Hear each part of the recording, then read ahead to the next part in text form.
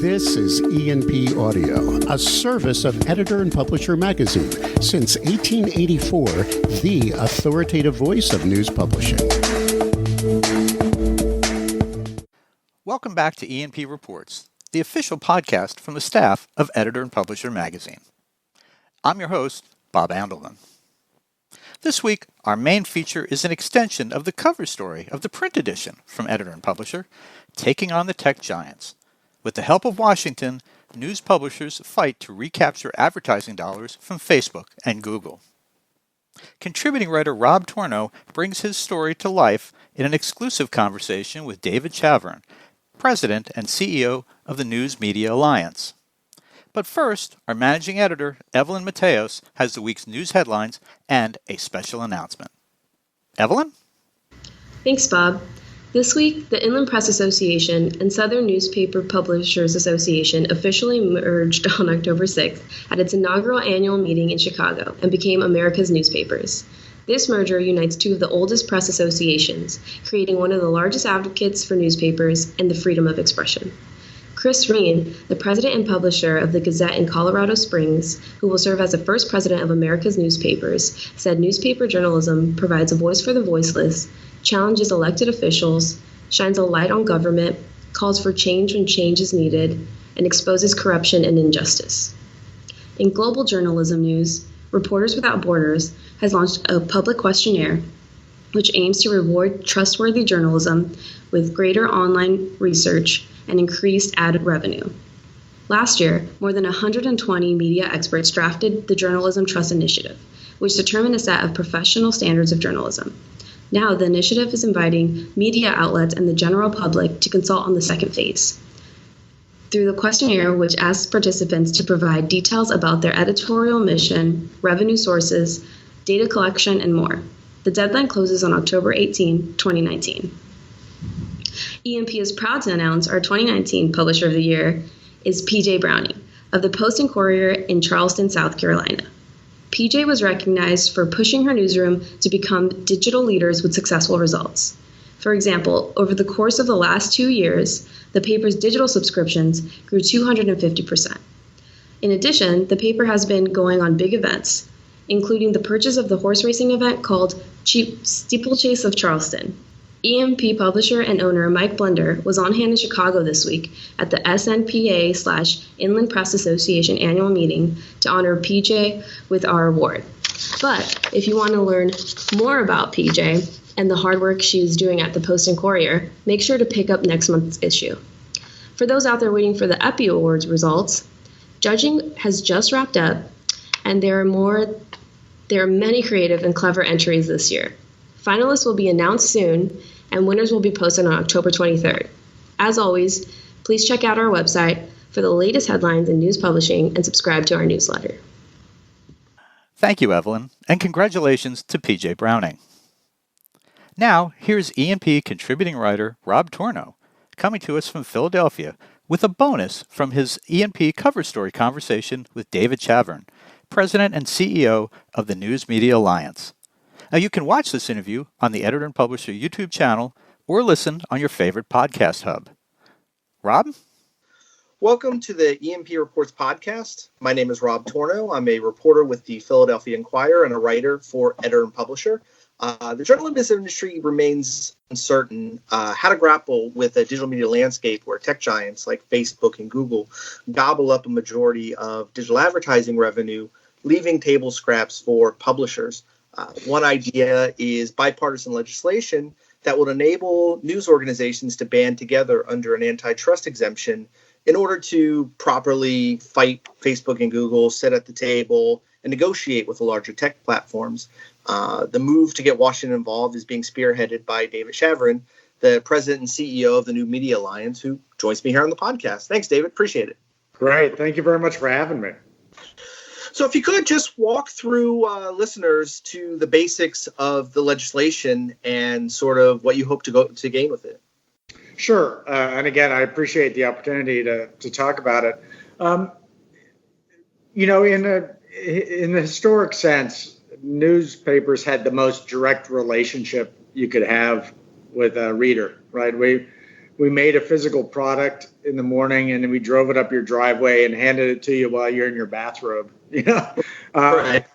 But and that was a good business for a long time. But in the digital space, on the one hand, you get a bigger audience than ever, right? I mean, we have many more people consuming our content than ever.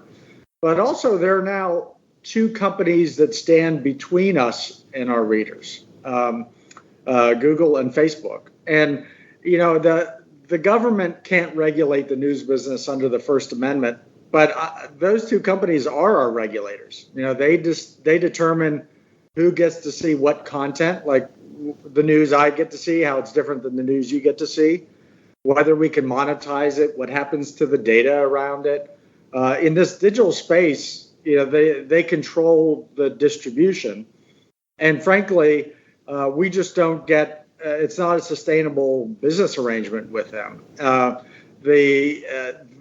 And it's not, people love to do these old economy versus new economy frames around the whole issue.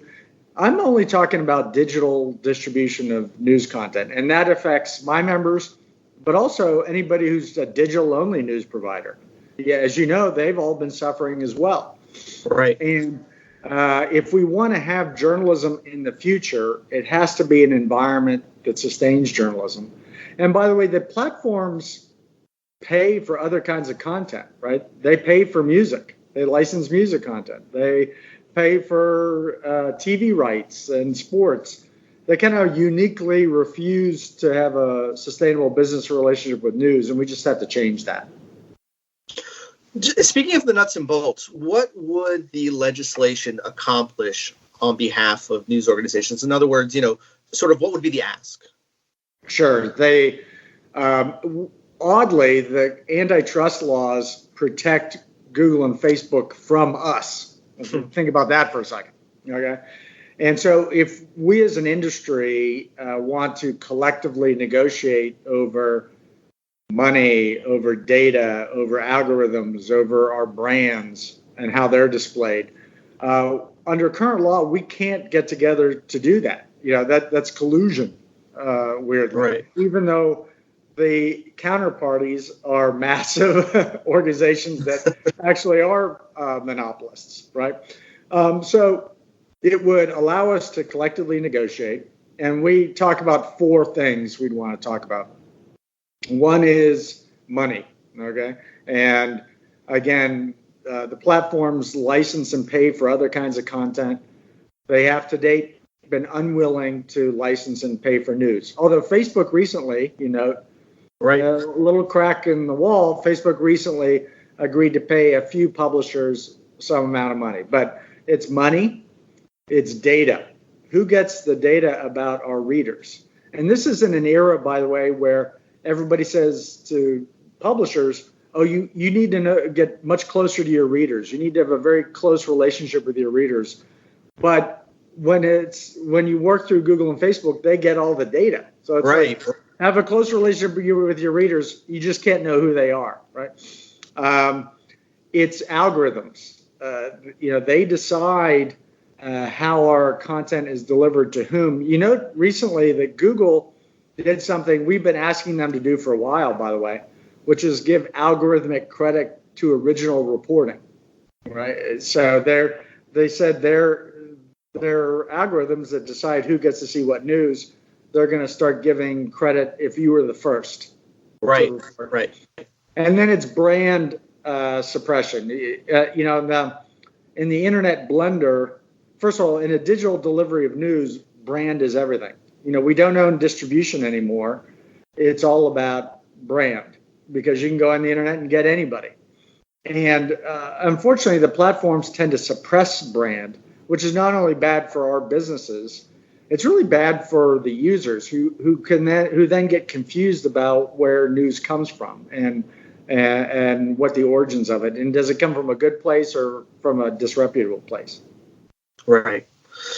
So you think sort of the balance of asking for money, say the way Facebook is doing, even if it's just a little trickle, combined with sort of opening up the books for the tech side of things, the data, that would be enough for newspapers to sort of get going, and you think that they could really monetize, those two things?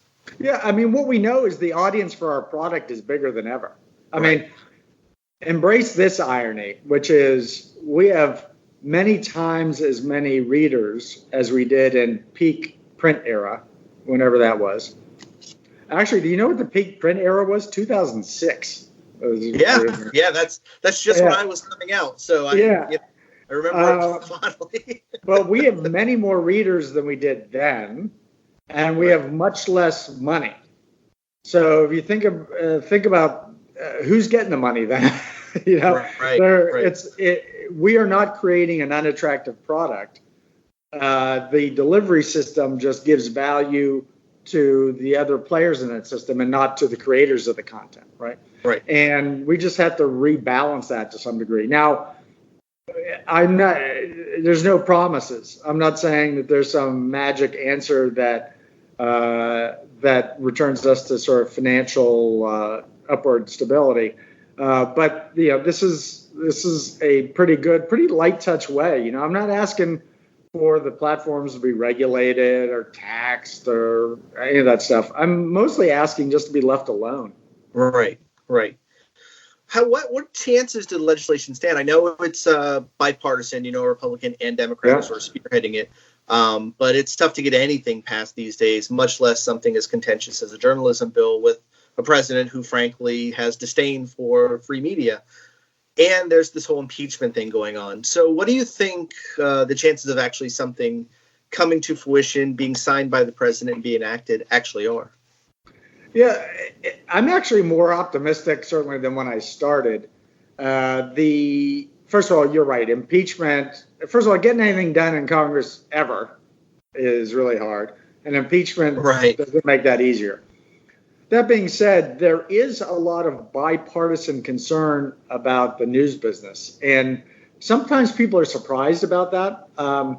In particular, they expect conservatives to be disdainful of the press. But actually, one of the things we found is that even among conservative members, and again, Doug Collins is our co-sponsor in the House. Right. He worries about what happens if you take away the local news publisher. One, it limits his ability to communicate with his constituents. And also, you worry about what fills in the blank, right? If you take away your local publisher, people's curiosity about the community is still going to be there, but it's going to be fulfilled or satisfied by garbage rather than an actual responsible news publisher. So, we had a great hearing in the House. We're working to get a hearing in the Senate. Would it be passed as a standalone bill? Would it be attached to something else? I'm kind of indifferent there. What I do know is there's a lot of bipartisan anxiety about the news business. And what we're offering is the lightest touch response you could ask for, right? One of the common things, a lot of times you'll hear people say, oh, I know the news business has problems, but we just don't like this solution. You better do something else. I was like, okay, what? Like, there's got to be, what's that exactly, right? And things that people easily go to are like, the government should save, right? The government should just start writing checks. First of all, it's never going to happen. And secondly, that's kind of a bad idea from a journalism perspective. Or rich people will save us, right? Let's get all the rich people to buy news publishers and save us, and that's not a good outcome either. Listen, this is not an insolvable problem. There's enough good content and money to go around. We can come to a more sustainable relationship with the platforms, but we just have to get there. And to your point about newspapers, I think people get fixated on the fact that you have the Washington Post, the New York Times, Philadelphia Inquirer, LA Times. There's a whole swath of the country that's represented by small community papers, many of them with conservative editorial boards that represent rural areas. And that might be why a number of Republicans are willing to support it, when in reality, we think about things framed on cable news versus the reality of like the way newspapers are actually aligned in the country. Right, exactly. And listen, congressmen feel about news media the way people feel about congressmen. And what I mean by that is people always say, I hate Congress, but I like my congressman, right? Right. And if you talk to congressmen, they hate the media, except there's this local newspaper that they've dealt with for years, and sometimes they complain and sometimes they fight, but I know who they are, and I know where to send my complaints when I have them, and I worry about what happens if they go away. So that again, you start getting torqued around by just a few. When people ask about the news media, the public, oftentimes their responses are about cable TV, right? Talking heads and stuff. I'm talking about the bread and butter journalism that sustains our democracy, and we don't have a good system for that right now to sustain it. So not surprisingly, tech companies have responded negatively to this legislation. I spoke to Google Vice President Richard Gingras, who told me they support the news industry by driving billions of readers to websites every month. Facebook wouldn't talk to me on the record, but people at the company have said similar things.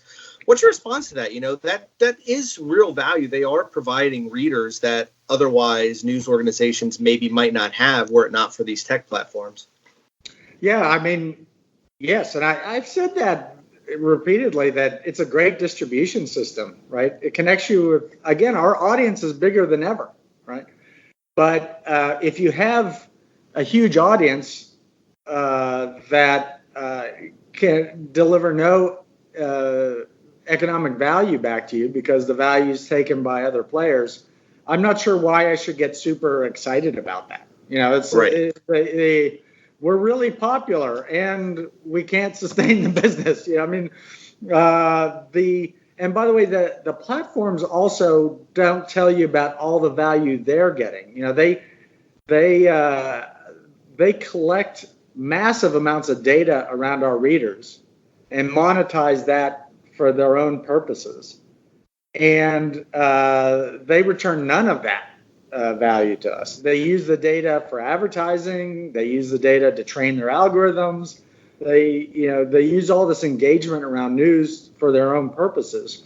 And really what they're saying is, we'll give you readers, but by the way, you can't make money off those readers. So good luck with that. Right. And everybody who tries to, one of the least accurate criticisms is trying to defend old business models, which is, first of all, I don't talk about print at all. The print product's a good product. It's doing what it's doing. I'm talking about how do you sustain news in a digital space, right? Right. And which is where we're all going to. And by the way, there's plenty of public evidence that if you're a digital only news publisher, you're not doing any.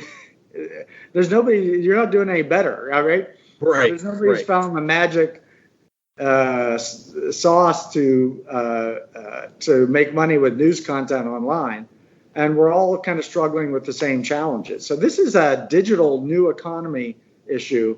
This really isn't about what we did 30 years ago.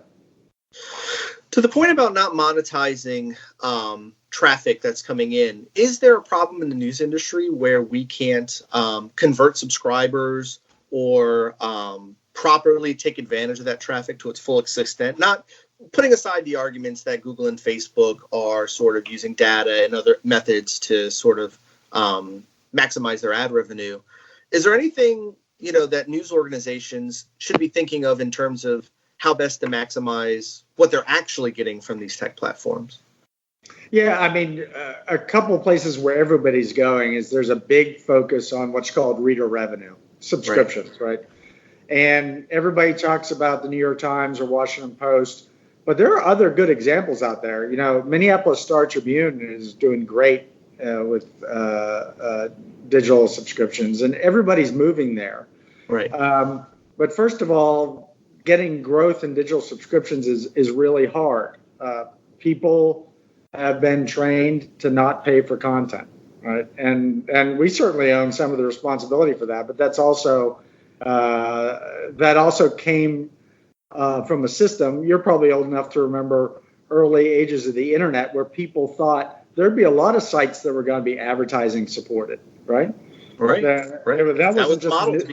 that wasn't just a news thing. Everybody said, "Oh, we'll be advertiser supported," and it's really been only in the last 4 or 5 years where the data showed that there's really only 2 companies, maybe 3 with Amazon, who are going to win with digital advertising. Right. So you got to focus on subscription revenue, important but hard, right? They do things like events.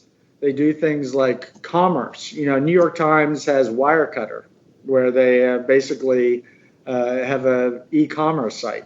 All those things are good, but look at the evidence, right? I mean, even when they're doing great, it's not returning enough to really sustain the whole ecosystem. And the idea that every local publisher out there is going to have their own Wirecutter is just weird. And at the end of the day, information may want to be free, but reporters like to get paid, right? And if you want professional journalism that's valuable, it needs to be valued, and value has to come back to it.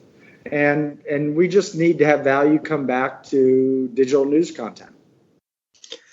Have you been surprised by the amount of pushback that's come from within the journalism industry? People like Jeff Jarvis, Jack Schaefer at Politico, number of high-profile journalists and columnists who cover media have sort of come out against this legislation, alluding to what you alluded to before about the business model being dead and it being newspapers' fault, not adapting properly. Has that sort of surprised you, or have you won anybody over?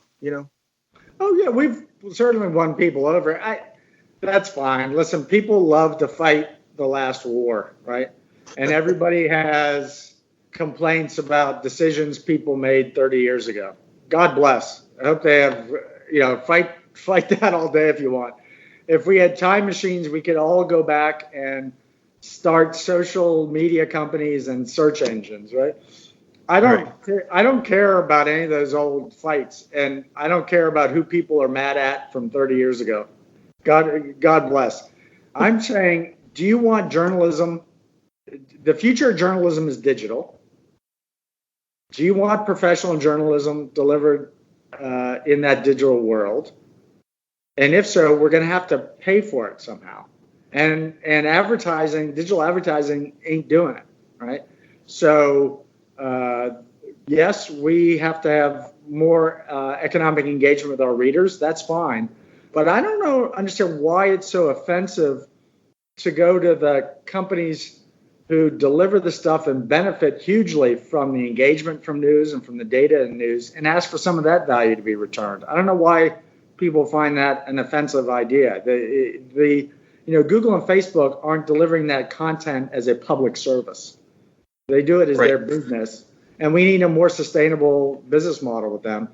But again, to your point, people love to fight about the past, and I don't come from the media business, so I really don't care about fighting about the past. I find it as uninteresting as possible. So to your point, both Google and Facebook value news content. They've made that pretty clear with their initiatives to sort of help journalism, how important it is to their readers to keep them on their platforms. Has this legislation opened any doors for you? Has Facebook or Google reached out to sort of maybe amicably figure out ways to partner versus going the legislative route? Yeah, I mean, certainly we've talked to both companies numerous times, and they've got various projects, the journalism initiatives and other things that, by the way, I'm fine with. Good, please help us in every way. But ultimately, at the end of the day, their initiatives have mostly been charity. Like, we're going to give some charity to the news business. Charity is not going to solve the problem. A sustainable business arrangement will solve the problem, right? Right. And by the way, that doesn't mean that all news publishers survive or they all win or, what I'm telling you is that the current digital ecosystem does not send value back to news publishers of any type, and that's bad. And we got to change that. So I'm totally supportive of what Google and Facebook do with their various initiatives and monies, but charity doesn't solve this problem. Business does. So what are the next steps for the legislation? You mentioned that you guys had a hearing in the House. Where does it go from here? Is it sort of stymied at this point, or is it still kind of plugging forward? No, we're not stymied at all. We're really focused on the Senate now. So we focus a lot on the House, focus a lot on the Senate. We want a hearing in the Senate. We're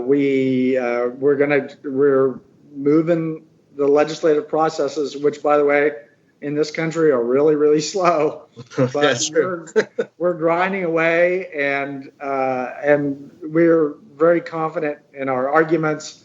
We try not to run down blind alleys with straw men, with people who like to complain about other stuff. We stick to our knitting.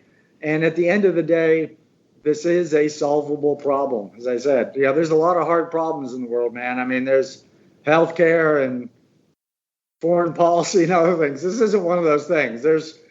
We create a lot of good content. It's insufficiently valued in the digital space. We need more value back, but that's totally possible. Cool. Is there anything else that you wanted to get out about it while we have you here? No, I mean, again, it's sort of funny the responses we get. We really don't get, oh, that's a bad idea. You should help news this way. People really don't offer alternatives. They mostly have some vague complaints and just say, well, there's got to be some other answer. Well, okay, as soon as somebody gives me some other answer, I'm happy to pursue that. I just want news to be supported. But, nobody's offered a super compelling alternative, and sort of moaning about this without offering some other alternative doesn't really advance the debate at all. But that's okay. I mean, that's part of the process we go through.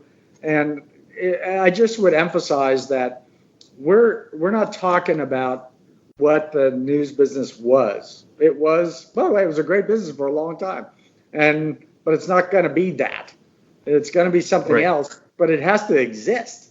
Because if your answer is, oh, the news media should evaporate, I'm just going to tell you, I would object to that as a rational alternative, right? Right. Well, thanks, David. Listen, I appreciate you taking out the time, and good luck with the legislation. Excellent. Thank you very much. You're welcome. Thank you for listening. This is Rob Tornoe with E&P Reports. Tune in next time. Thanks. That concludes this week's edition of E&P Reports, the official podcast of Editor and Publisher Magazine. We hope you've enjoyed the show and will subscribe to us on YouTube, iTunes, or Spotify, and wherever you watch or listen to your favorite podcasts. We'd like it if you'd rate and review the show too.